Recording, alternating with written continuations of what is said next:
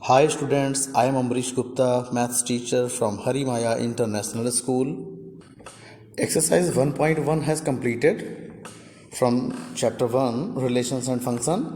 अब हम लोग अगली एक्सरसाइज 1.2 की तरफ बढ़ते हैं जिसमें हम लोग टाइप्स ऑफ फंक्शंस पढ़ेंगे। फंक्शंस होते हैं दो टाइप के, एक तो वन वन और दूसरा on to.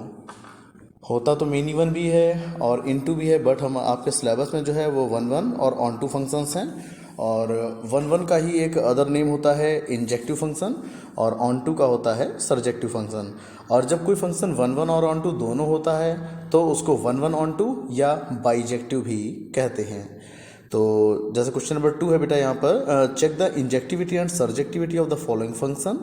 First is that function n to n function जो है वो डोमेन n से कोडोमेन n में है, given by F X equal to X square. अब हमें ये चेक करना है कि ये फंक्शन इंजेक्टिव और सरजेक्टिव है या नहीं है। तो कैसे चेक करते हैं ज़रा देखिएगा। Checking one one. अब हम क्या करेंगे, हम एफ एक्स वन और एफ एक्स टू फाइंड करते हैं। देखिए एफ एक्स क्या है, एक्स स्क्वायर। तो अगर हम x के प्लेस पर x1 का यूज़ करें तो एफ एक्स वन क्या हो जाएगा, ऑब्वियसली x1 स्क्वायर। और एफ एक्स टू क्या हो जाएगा, x2 स्क्वायर। अब अगर हम F x one equal F x two लें तो हमें क्या मिलेगा, एफ एक्स वन की वैल्यू x1 स्क्वायर पुट कर देते हैं और एफ एक्स टू की वैल्यू x2 स्क्वायर पुट कर देते हैं। अब यहाँ से हमको क्या मिला, अगर x1 square equal x2 square है तो x1 इक्वल x2 होगा या x1 इक्वल माइनस x2 होगा। और इंजेक्टिविटी की कंडीशन बेटा ये होती है कि अगर if f x one is equal to f x two then this will be implies that x one equal x two, कि अगर हम F x one equal F x two लें तो हमें x one equal x two मिलना चाहिए। But यहाँ पर आप देख रहे हैं हमें क्या मिल रहा है, x one equal x two भी मिला है और x one equal minus x two भी मिला है। अब देखिए फंक्शन जो है था वो कहाँ से कहाँ था, वो n से n में है और n क्या है, नेचुरल नंबर।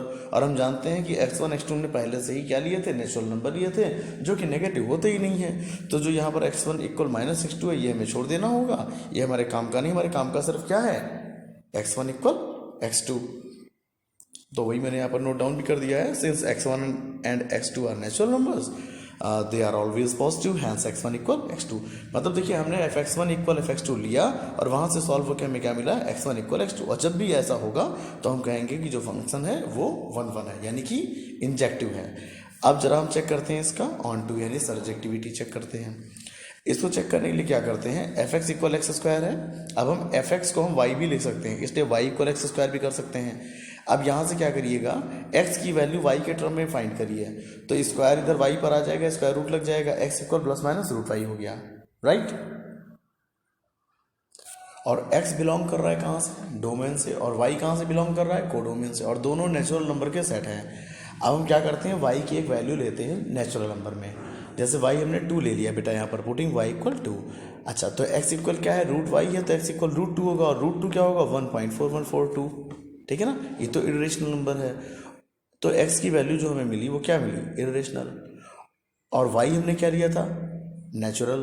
तो और जबकि इरेशनल नंबर तो डोमेन में है ही नहीं कहीं, तो यानी कि को डोमेन में 2 एक ऐसा एलिमेंट है जिसकी कोई भी प्री इमेज डोमेन में नहीं होगी। और ऑन टू के लिए यही कंडीशन होती है कि अगर को डोमेन का कोई भी ऐसा एलिमेंट है जो इमेज ना बना हो तो ये फंक्शन ऑन टू नहीं होगा।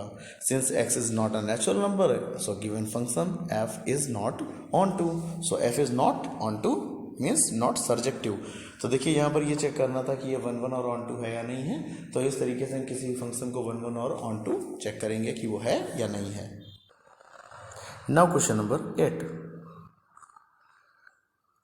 Late a and b be sets show that f a cross b to b cross a such that f a comma b is equal to b comma a is a bijective function। ये जो function दिया गया है a cross b से b cross a में, और भी इस तरह से कि f a comma b is equal to b comma a हो, तो ये बाइजेक्टिव फंक्शन में शो करना है। देखिए बाइजेक्टिव अभी हमने बताया आपको कि कोई फंक्शन बाइजेक्टिव कब होता है, जब वो इंजेक्टिव और सबजेक्टिव दोनों हो। तो फंक्शन क्या है, f A comma b is equal to b comma a, we can say that f x is equal to b comma a, right.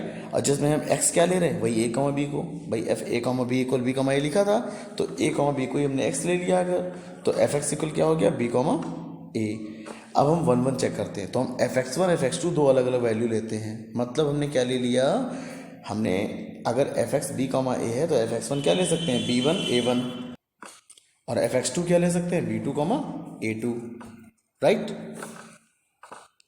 Putting fx1 equal fx2, अब हम fx1 इक्वल fx2 पुट करते हैं। तो fx1 है b1 a1 और fx2 है b2 a2। और कोई दो ऑर्डर पेयर इक्वल कब हो सकते हैं, जब उनके फर्स्ट कंपोनेंट इक्वल हो और सेकंड कंपोनेंट इक्वल हो। तो ये ऑर्डर्ड पेयर b1 a1 और b2 a2 के इक्वल होने का मतलब है कि b1 is equal to b2 होना चाहिए और a1 is equal to a2 होना चाहिए। अब चूंकि a1 इक्वल a2 है और b1 इक्वल b2 है, तो हम ये भी तो कह सकते हैं कि a1 b1 is equal to a2 b2, right? Hence, if fx1 is equal to fx2, then x1 is equal to x2.